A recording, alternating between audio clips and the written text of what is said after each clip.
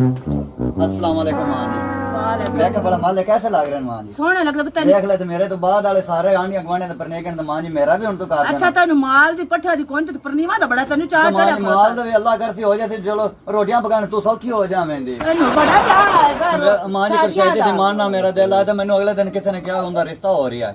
अच्छा मैं गलबात कर दी वानिया तू पहले वाना खुशियां मां जी तेरी गलबात दे विच शरीक लाए जा संगे ते अल्लाह दा नाम मान मां जी मैनू रिश्ता ला दे ता कुछ शायद दा कोई भी नहीं ला जांदा कोई शरीक अपना तो वाद के कोई नहीं आ सकता। अम्मा तेनू माल दी पई हुई है तेनू साडा ख्याल कोई नहीं है हुन वेख तेरा पुत्र जवान माशाल्लाह तेरे नाल बराबर हां काम तो माल दी बच्चा तू ही करनी मैं तो नहीं कर सकदी। सारे कमां दा फिकर रखना चाहिए। तेरा माल भी सेवा ज्यादा कर मैंने कुरशैदी दा रिश्ता ला देनी तो मैं मार जी सौं गया थां ते आ।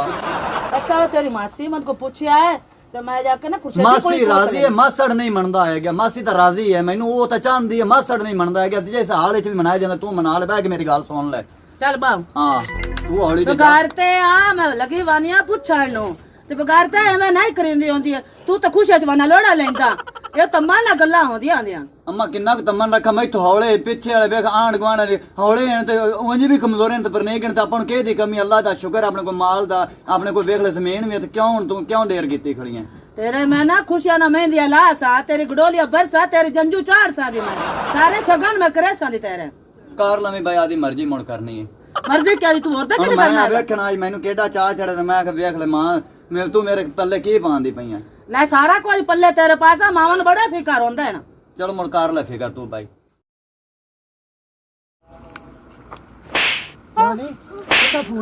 किसे दा भी नहीं अपनी फोन खाली है किसे दा भी नहीं है ये काबरी क्यों है नहीं काबरी नहीं है फोन किसे दा भी नहीं है खाली फोन है मां जी मेरी कोई गलती नहीं फोन खाली है डंगर सुबह दे भुखे ने ते पठे पाने ने डंगर सुबह दे भुखे ने तो दूसरे ने जाके क्या ना तू दूसरे नु किनु कहां तू ही करे है तू जाना मैं जाना सारे काम तू मेरे कोल करवानी है मां जी मेरी गलती कोई नहीं माफ कर दे चल मेनू पठे लेके आ अस्सलाम वालेकुम मम्मी वालेकुम सलाम मेरे जी तेरी मन करूँ शादी तेरे भरा दी होगी शादी ते हुन मैं तेनू के वास्ते बामना आएगा आ मला मत मैथों गल्ला नहीं सुनेंदियां तेरी की सलाह है अम्मा लामा दी केड़ी मां जी गल है पुत्रा आदे तू शादियां कर लेन हुन मैं एक रह गई 4 दिन मैनू बुए ते रह लैन दे तू तेनू हुणे नाल शादियां दी पैग कोई उम्र दे अंदाजे भी होंदे ने शादियां दे मेरे दी मैनू लोग गल्ला कदे भी जवान थी तू बहा लई है तू मुझे गल्ला कर दे जेड़े नहीं जे दिमाग चाट के सदोद नहीं दिता ना वो भी मैनू गल्ला करते पैना ते जेड़े गल्लां करदे ने उन्हां दित्तियां कोई नहीं ने